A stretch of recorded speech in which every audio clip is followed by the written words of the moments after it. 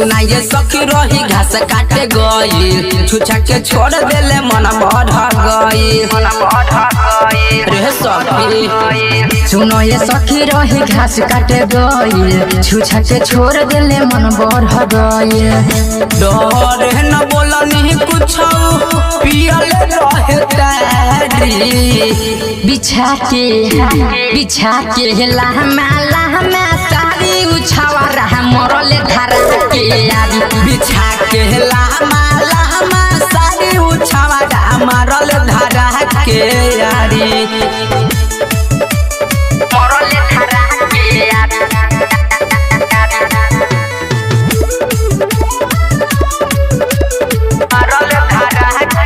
यारी। धीरे से अइले हमर मुहावा दबइले कोरा उठा के हमके खेत में ले गइले सखी रे। धीरे से अइले हमर मुहावा दबइले कोरा उठा के हमके खेत में ले गइले मन लेना बात हमर करे रहंगदारी बिछा के लहमा लहमा सारी उछावा मारले धारा के यारी बिछा के लहमा लहमा सारी उछावा मरले धारा के यारी।